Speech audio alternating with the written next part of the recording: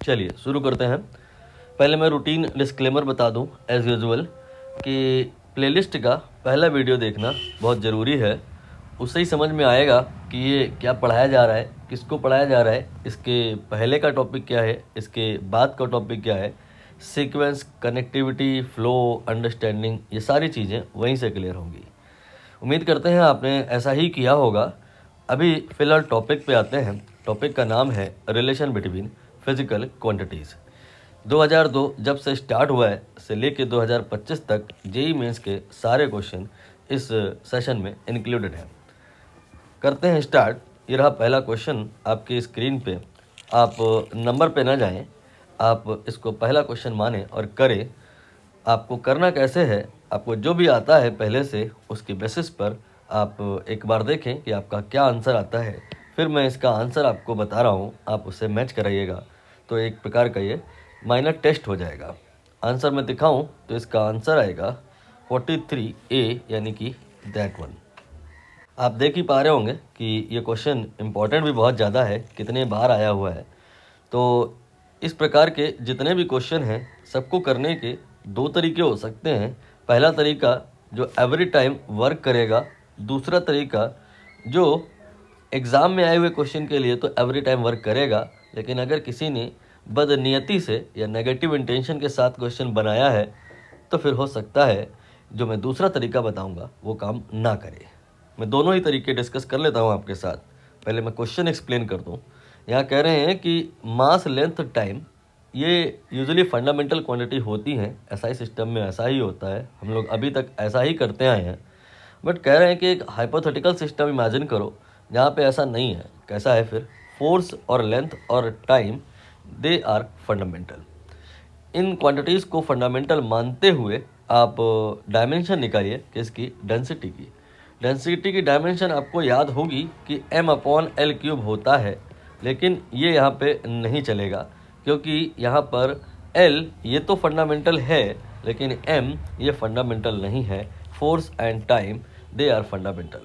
तो करने का दो तरीका हो सकता है। पहले मैं मेथड 1 डिस्कस कर लूँ जो इन ऑल सर्कमस्टांसेस वैलिड है, काम करेगा, वर्क करेगा। फिर मेथड 2 पर बात करेंगे जो कि कहानी को काफ़ी आसान बना देगा, बट कभी कभी हो सकता है ना भी काम करे। वो तब होगा जब एग्जामिनर का इंटेंशन नेगेटिव होगा, बच्चों को परेशान करना होगा। दैट टाइम मोस्टली एग्जामिनर बच्चों को परेशान नहीं करते हैं, टीचर लोग हालांकि कभी कभी करते हैं। मेथड 1 के अकॉर्डिंग क्या करना होता है कि जिस भी क्वांटिटी का डायमेंशन निकालना है, यहाँ पे हमें डेंसिटी का निकालना है। उसको हम मान लेते हैं कि वो डिपेंड कर रही है, किस पे डिपेंड कर रही है? फंडामेंटल क्वांटिटीज़ जो यहाँ पर मास लेंथ और टाइम नहीं है, फोर्स लेंथ और टाइम है, इन पर डिपेंड कर रही है। फोर्स पे डिपेंड कर रही है, लेंथ पे डिपेंड कर रही है और टाइम पे डिपेंड कर रही है। इनकी डायमेंशन, इनकी एक्सपोनेंट, इनकी पावर आप अपनी मर्जी से XYZ ABC जो भी अच्छा लगता है मान लो, XYZ मान लेते हैं। अब यहाँ पर आप मान लेंगे कि जो D है वो प्रोपोर्शनल टू है F की पावर X, L की पावर Y, T की पावर Z, जहाँ XYZ ये हमारे लिए अननोन है, यही हमें कैलकुलेट करना है। तो कैसे किया जाएगा? आपने यहाँ पर जो भी क्वांटिटीज़ इन्वॉल्व हो रही हैं, टोटल 4 क्वांटिटीज़ हैं, density, mass, density, force and length, सबकी ही डायमेंशन रखनी है। MLT के टर्म में आपने इतनी दिनों में ज़रूर याद कर ली होंगी सारी। मैं उन्हें डराइव नहीं कर रहा हूँ, डायरेक्टली पुट कर रहा हूँ। ML की पावर -3 ये है डेंसिटी की डायमेंशन। फोर्स की डायमेंशन होती है MLT-2, इसकी पावर आपने x लेट की हुई है। L ये अपने आप में फंडामेंटल है, एसआई सिस्टम की बात हो रही है, और टाइम ये भी एसआई सिस्टम में फंडामेंटल है। अब आप अगर ध्यान दें तो इधर M दिख रहा है, L दिख रहा है, T नहीं दिख रहा है। तो T आप अपनी तरफ से लेट करें, बस पावर 0 मान लें। M की पावर 1 मानना होगा, T की पावर वो 0 होगा। M की नेट पावर कलेक्ट करें आप यहाँ पे, तो यहीं पर है और तो कहीं है नहीं, तो M की पावर x हो जाएगा। ऐसे ही L की पावर कलेक्ट करें आप, तो यहाँ भी है L और यहाँ भी है, तो यहाँ से 1 × x यानी कि x आएगा, और यहाँ से y आएगा, तो x + y हो जाएगा। T की पावर की बात करें तो वो यहाँ से आएगा -2x और यहाँ से आएगा z, सो दैट ये -2x + z हो जाएगा। इक्वेट करनी होंगी पावर्स आपको, m की m से, l की l से, t की t से। तो देखते हैं क्या इक्वेशंस बन करके आती हैं। 1 इक्वल टू एक्स, ये पहली इक्वेशन है। ये इक्वेशन क्या है? ये इक्वेशन का सल्यूशन है, x की वैल्यू ही डायरेक्ट आ गई है। अब दूसरी वाली बात करें तो l-3 है और x प्लस वाई है। यहाँ पुट करें तो -3 equal to x plus y can be written -3 equal to x plus y, और x की वैल्यू ये उठा के आपको यहाँ पे रखनी होगी। -3 equal to 1 plus y. So यहाँ से y की वैल्यू आप चेक करो तो -4 आ जाएगी। अब केवल बात होगी तो तीसरी क्वांटिटी z पर होगी, वो कैसे निकलेगी? यहाँ पे 0 लिखा है और यहाँ -2x प्लस z लिखा है। आपको इन्हें बराबर करना होगा, कर देते हैं तो 0 बराबर -2x प्लस z आएगा। आपको z निकालना है तो x की वैल्यू को रखना होगा, वो आपने यहाँ लिख रखा है। तो ये आपका रखा गया 1 प्लस z, सो दैट यहाँ से सॉल्व करें तो z की वैल्यू 2 आएगी। ये x और y और z निकल आया है, इसे आपको यहाँ रखना होगा। जो हमारे अननोन थे अब अननोन नहीं रहे, ये नोन हो गए हैं। तो d proportional to f force की पावर x जो कि 1 आ चुका है, l की पावर y जो कि -4 आ चुका है, एंड t की पावर z जो कि 2 आ चुका है।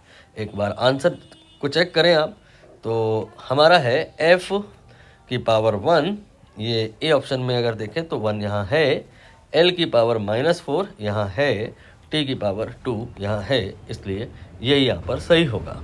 अब हम मेथड 2 की बात करेंगे।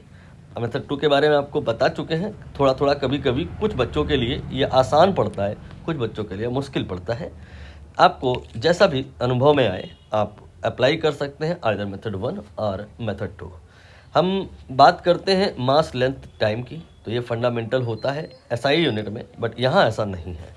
यहाँ इंस्टेड ऑफ MLT एग्जामिनर कह रहा है FL और T को फंडामेंटल मानो। मान लेते हैं, एटलीस्ट आप ये नोटिस करो L और T तो अभी भी कॉमन है ना, बस M का ही इशू है।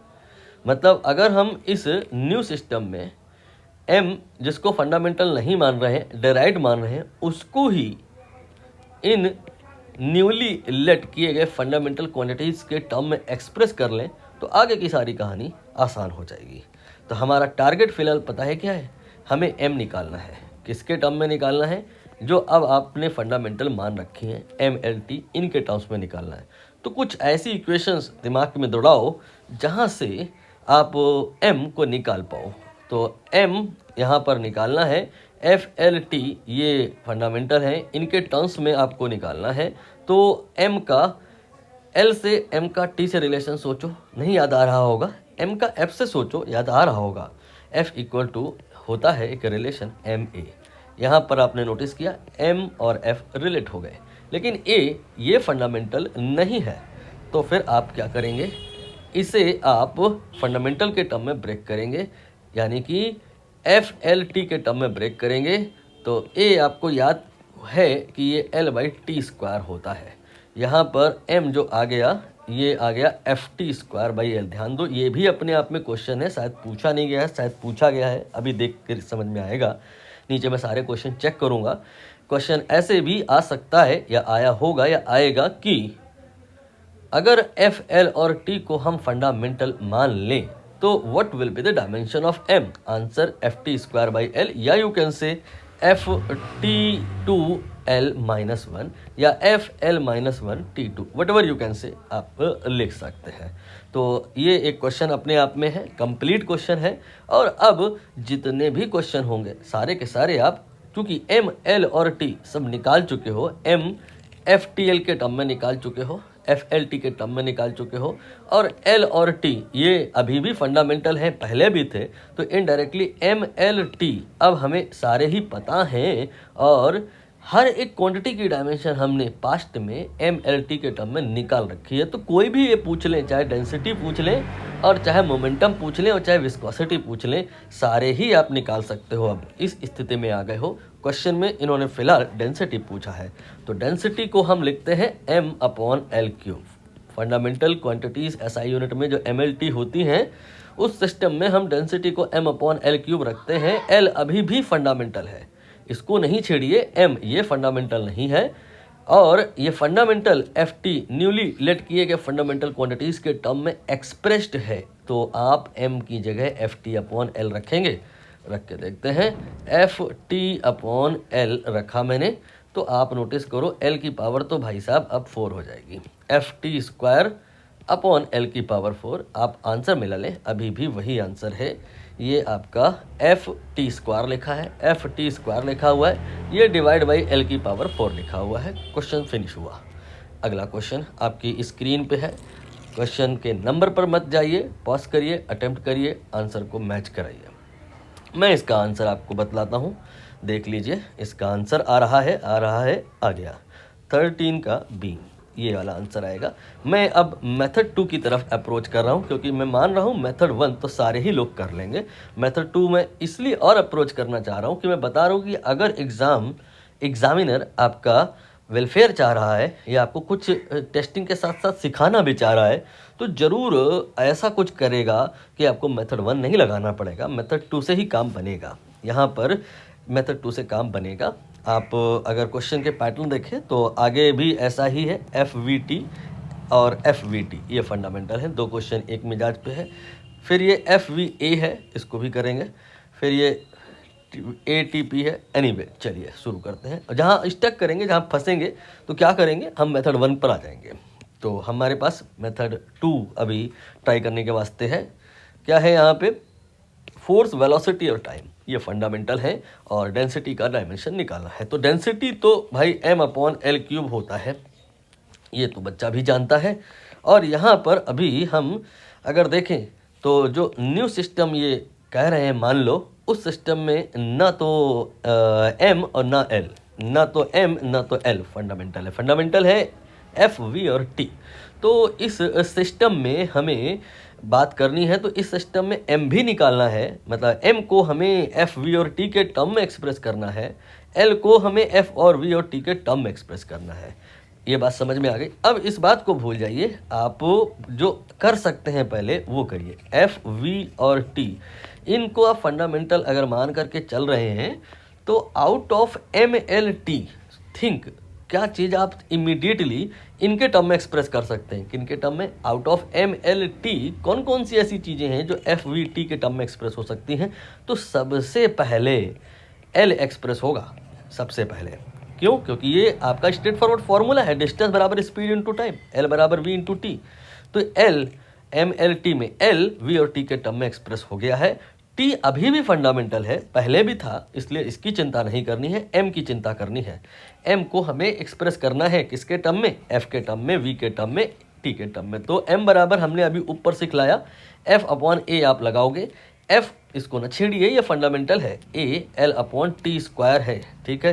तो ये आ गया एफ टी स्क्वायर एल। ये आंसर सही है, लेकिन दिक्कत यहाँ पर ये है कि इस बार इन्होंने एल को फंडामेंटल नहीं माना है, फंडामेंटल वी और टी को माना है। तो क्या हुआ, वी और टी को मल्टीप्लाई करके आपने एल निकाल लिया है, ये वाली वैल्यू यहाँ रखनी पड़ेगी।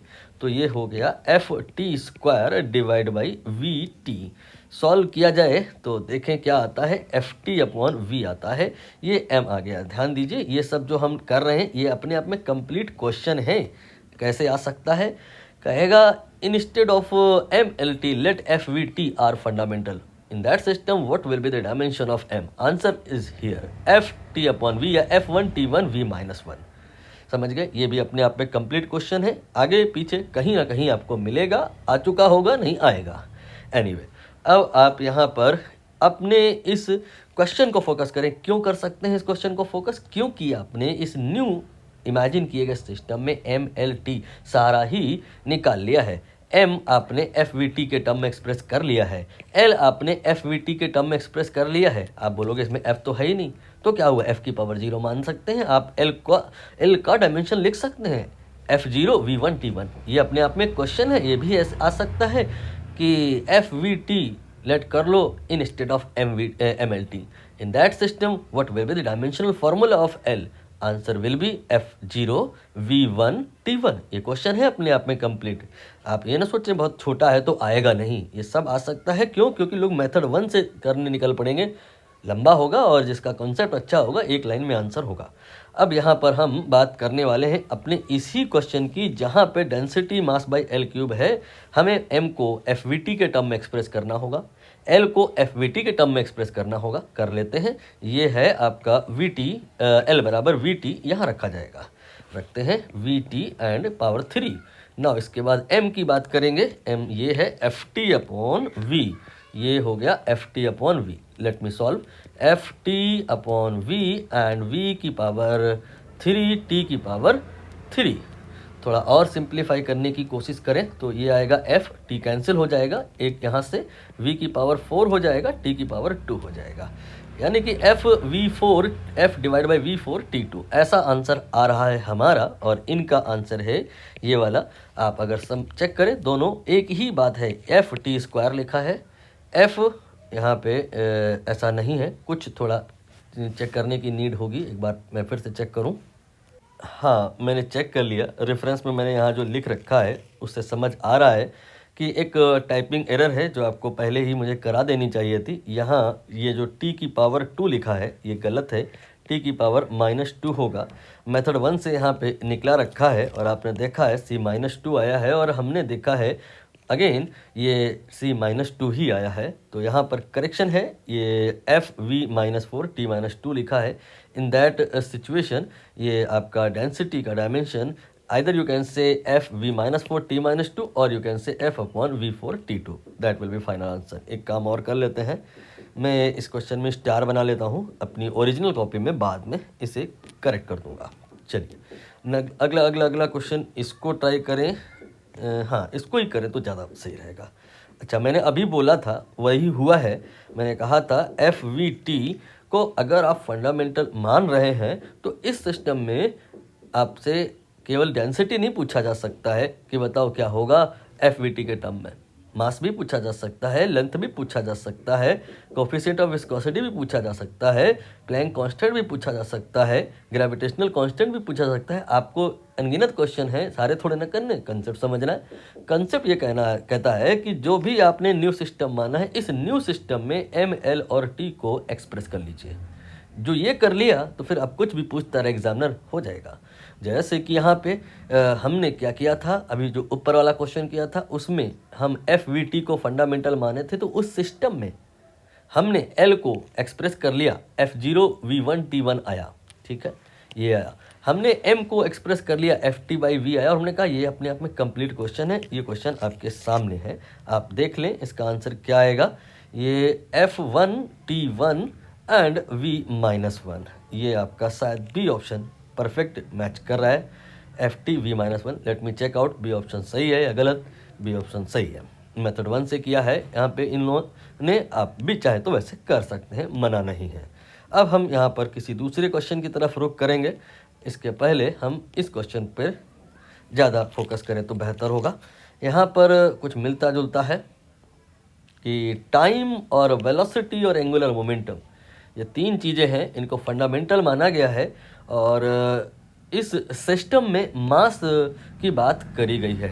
अगर आप इस सिस्टम को डिटेल में समझना चाहते हैं, ढंग से समझना चाहते हैं, तो क्वेश्चन कंप्लीट ये नहीं होना चाहिए कि H और C और T को फंडामेंटल मानते हुए M की डायरेक्शन निकालो। नहीं, H और C और T को फंडामेंटल मानते हुए M, L और T तीनों की डायमेंशन निकालिए। ये कंप्लीट क्वेश्चन है, बट एक ही क्वेश्चन में इतना सारा ये नहीं पूछ सकते, तो एम निकालने को इन्होंने कहा है। आप चाहें तो खुद से एक बार कर लें प्रैक्टिस, नहीं तो हम बताते हैं। फिलहाल मैं मान रहा हूँ आपने प्रैक्टिस किया है, टेस्ट किया है, आंसर आप अपना मैच कराइए। इसका आंसर आएगा ये रहा ऑप्शन ए, राइट। तो कैसे किया जा सकता है, दो तरीके हो सकते हैं, मेथड 1 मेथड 2। यहाँ इन्होंने शायद मेथड 2 ही ले लिया है। इनके सोल्यूशन पर यहाँ पे जो लिखा है फोकस ज़्यादा नहीं बनाना है, हमें इसको एक्सप्लेन करना है, तो मान के चलेंगे यहाँ कुछ नहीं लिखा है। हम अगर ध्यान दें कि टी और सी, वेलोसिटी और टाइम, अभी हमने कहा कि वेलोसिटी और टाइम, स्पीड और टाइम मल्टीप्लाई करते ही एक क्वांटिटी आती है जो एसआई सिस्टम में फंडामेंटल है, एल। तो एल सी और टी के टर्म में एक्सप्रेस हो चुका है। आप इसको और सुंदर बनाना चाहते हैं तो M0 L1 T1 लिख सकते हैं, सॉरी M0 इसके बाद C1 एंड देन T1 लिख सकते हैं। ये भी एब्सोल्युटली करेक्ट है। हमें लेकिन प्रश्नानुसार, क्वेश्चन के अकॉर्डिंग एल को नहीं एक्सप्रेस करना था इन 3 के टर्म में, हमें एक्सप्रेस करना था मास को। तो ठीक है, इसके लिए हम एंगुलर मोमेंटम को भी पिक्चर में ले आएंगे। एंगुलर मोमेंटम h यहाँ पर लिखा गया है, फॉर्मूला होता है इसका mvr। ठीक है, इसमें से अगर हम फंडामेंटल की बात करें तो कौन कौन फंडामेंटल है, ये आपका h फंडामेंटल है, और v न्यूली सिस्टम में फंडामेंटल है, r ये जो आपका है, ये जो m आपका है ये ओल्ड सिस्टम में, SI सिस्टम में फंडामेंटल है। r का मतलब लेंथ ही है, कंफ्यूज तो नहीं हो रहे आप, MVL लिख लो इसे। और अब आप इस l की वैल्यू उठा के यहाँ रख दो, रख के देखो ये आएगा MVL बोले तो CT। अब यहाँ से आप m निकालो यहाँ पर। अच्छा, v को मैं v क्यों लिख रहा हूँ, v को मैं c लिख सकता हूँ क्योंकि c v डायमेंशनली इक्वल है, दोनों की ही यूनिट मीटर पर सेकंड है। तो ये आपका आ जाएगा h बराबर m then c square then t। ठीक है, अब यहाँ से m निकालें तो h upon c square t आएगा। मुझे लग रहा आंसर आ गया है, h की पावर 1, c की पावर -2 एंड t की पावर -1। ये और ये आप मैच करा लीजिए। ठीक है, चलिए अगला क्वेश्चन करते हैं। अगला question I think according to this PDF 55 बनेगा। चलिए, इस क्वेश्चन की कहानी क्या है, नहीं पहले आप कर लो, अटेम्प्ट कर लो, प्रैक्टिस कर लो, टेस्ट कर लो, फिर इसका आंसर मैं आपको दिखलाऊँ। इसका आंसर आएगा ये डी ऑप्शन, ये रहा इसका आंसर। ठीक है, मेथड 1 मेथड 2 जो आपको सही लगे वो आप कर सकते हैं। मैं देखता हूँ मेथड 2 से बात बनती है क्या। स्पीड को, एरिया को और फोर्स को कहा है इन्होंने कि फंडामेंटल माने आप, और इस सिस्टम में यंग मॉडुलस बताएं। यंग मॉडुलस जिसको इन्होंने पूछा, मैं सीधे उसकी ही बात करता हूँ। डायमेंशनली यू नो बेटर, ये फोर्स अपॉन एरिया होता है। हालांकि ये स्ट्रेस है और डिवाइड बाई स्ट्रेन भी होता है, जिनको डिटेल में आइडिया होगा वो जान रहे होंगे, लेकिन स्ट्रेन की कोई डायमेंशन नहीं होती है। इसलिए स्ट्रेस कह लो, चाहे यंग मॉडुलस कह लो, चाहे प्रेशर कह लो, they all are dimensionally equal. यही वाई के बारे में उन्होंने पूछा है, F डिवाइड बाई ए होता है इन दो क्वांटिटी में। एक फोर्स को तो ये पहले ही कह रहे हैं कि फंडामेंटल मानो, सिर्फ एरिया की बात है यहाँ पर, उसको भी ये कह रहे हैं फंडामेंटल मानो। तो ये तो समय खराब कर रहे हैं बच्चों का। ये फॉर्मूला अपने आप में लिखा ही इस प्रकार से है कि इनके माने गए सिस्टम की फंडामेंटल क्वांटिटीज ऑलरेडी अवेलेबल है। तो आपको इस क्वेश्चन में कुछ करना ही नहीं है, आप लिखेंगे F की पावर 1, A की पावर -1। और अगर सुंदर बनाना है तो आप बोलोगे सर इसमें F है, A है, F A है और V नहीं है, तो V नहीं है तो V मान लो, बस पावर 0 मान लो। तो F1 A -1 V0 you can say. तो यहाँ पर ये रहा आंसर, FA -1 V0। समय खराब किया गया है, वो उन लोगों के साथ में यहाँ पर इश्यूज आएंगे जो मेथड 1 को प्रेफर करते हैं। मैं ये नहीं कर रहा हूँ वो मेथड बेकार है, मैंने लेकिन ये भी कहा था मीनवाइल एग्जामिनर अगर आपको सिखाना चाह रहा है, आपकी IQ टेस्ट करना चाह रहा है, स्मार्ट अप्रोच जानना चाह रहा है, तो ऐसी ही कहानी पूछता है बच्चा। यहाँ पर मेथड 1 से जाएगा तो समय लगेगा, ये नहीं कह रहा मैं आंसर नहीं आएगा, लेकिन ज़रूरत ही नहीं है। अब अगला प्रश्न आप देखें, यहाँ कोफिशिएंट ऑफ विस्कोसिटी की ये बात करते हैं, मोमेंटम, एरिया और टाइम को फंडामेंटल मानते हैं। मैं नहीं कह रहा ऐसा कि आप इस क्वेश्चन को ऐसे नहीं कर सकते, P की पावर x, A की पावर y, T की पावर z मान के कर सकते हैं, लेकिन आप देखेंगे अभी थोड़ी देर में ये थोड़ा बोरिंग हो जाएगा, ज़रूरत नहीं है। आप इसको जैसे भी करना चाहें कर लें, फिर आंसर मैच कराएं, टेस्ट करें अपनी नॉलेज। ये इसका आंसर आएगा ऑप्शन ए, राइट। अब मैं इसका स्मार्ट सोल्यूशन डिस्कस करता हूँ। मैंने आपको विस्कोसिटी पहले ही डिस्कस करी थी वीडियोज़ में, तो बताया कि F/A ये कोफिशिएंट ऑफ विस्कोसिटी ईटा, ये जो लिखा है coefficient of viscosity, then delta V upon delta x के बराबर होता है। ये न्यूटन्स लॉ ऑफ विस्कोसिटी का फॉर्मूला है।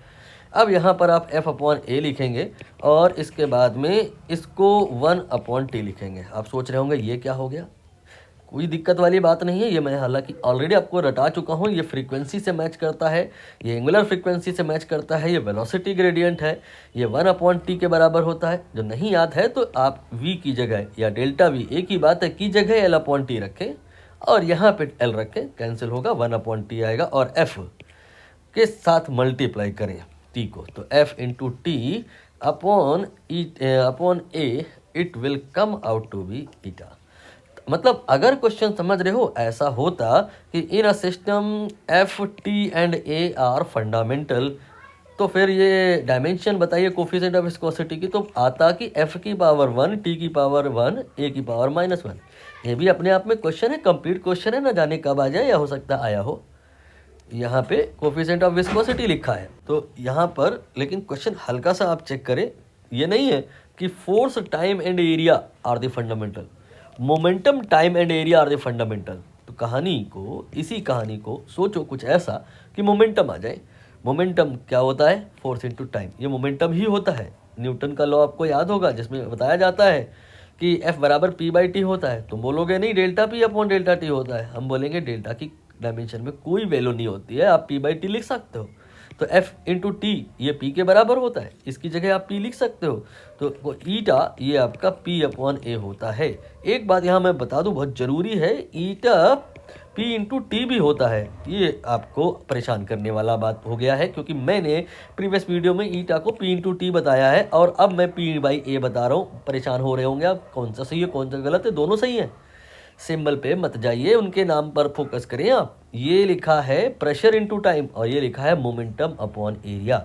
Momentum upon area, this is also viscosity. Pressure pascal into second, this is also the coefficient of viscosity. फिलहाल अगर हम अपने क्वेश्चन के आंसर की बात करें तो ईटा बराबर P की पावर 1, A की पावर -1 और तीसरी जो फंडामेंटल है टाइम शायद ये ज़रूरत ही नहीं है उसकी, आपको लिखना भी है तो ये लिख लो T की पावर 0। और अब चेक करें कौन सा आंसर सही है। PA -1 T0 picture close. Now अगला question that is 56। Same pattern, आप यहाँ पर डायमेंशनल फार्मूला इनको ही फंडामेंटल मानते हुए निकालेंगे, लेकिन कोफिशिएंट ऑफ विस्कोसिटी का नहीं निकालेंगे, एनर्जी का निकालेंगे। मैं आपको आंसर दिखा दूं, आप अपने आप को टेस्ट कर लें, इस क्वेश्चन को प्रैक्टिस कर लें। इसका आंसर आ गया 56 का सी, ये रहा। ठीक, एनर्जी की बात करनी है हमें, एनर्जी की बात करनी है हमें, और हमें ध्यान रखना है कि इन क्वांटिटीज़ को पिक्चर में लाना है, इनको फंडामेंटल माना गया है। तो यहाँ पे एनर्जी बराबर, सबसे पहले जो हमको फार्मूला याद आएगा वो ये कि फोर्स इंटू डिस्प्लेसमेंट, क्योंकि एनर्जी और वर्क दोनों बराबर होते हैं, डायमेंशनली इक्वल होते हैं। फोर्स और डिस्प्लेसमेंट के टर्म में एनर्जी एक्सप्रेस है, बट मुझे तो मोमेंटम से कहानी को रिलेट करना है। तो फोर्स को हम मोमेंटम से अभी तो रिलेट किए थे, P into T, momentum into time, and displacement को L लिखें तो P into L into T, या PLT जो भी कहना चाहें, ये एनर्जी ही लिखी हुई है। तो इसमें P एक फंडामेंटल क्वांटिटी की प्रेजेंस आ गई है और T दूसरी फंडामेंटल क्वांटिटी की भी प्रेजेंस आ गई है, और क्या नहीं आया है, ये लिखा है एरिया, ये लिखा है L। तो जो कल्प्रिट है वो है L, इसको ही आप कुछ ऐसा बदलें कि एरिया जो नहीं आया है वो भी आने लग जाए। तो think how area is related with length, it is very easy. area equal to L square. From here we can say L will be A की power 1/2. Put this value over here. Put this value over here, then what you will get? You will get your answer PT, then A की power 1/2. Check करें कहाँ पर answer आ रहा है। ये C option देख लें, ये P लिखा है, ये P लिखा है, A की पावर 1/2 लिखा है, और T यहाँ लिखा है 1 लिखा है 1। ये कुछ -1 क्यों हुआ है, एक बार मुझे फिर से चेक करने दिया जाए। हाँ, यहाँ पर मेरे को गलती दिख गई है, मैंने कोई सस्ता नशा किया था, शायद इसलिए ही ऐसा हुआ था।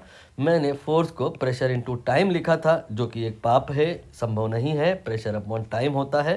तो मैंने अब करेक्ट किया, फोर्स की जगह प्रेशर इनटू टाइम किया, तो P/T हुआ, L की जगह A की पावर 1/2 हुआ, जिसके चलते आपका फाइनल आंसर जो आएगा वो आएगा P देन A की power 1/2 then divide by T।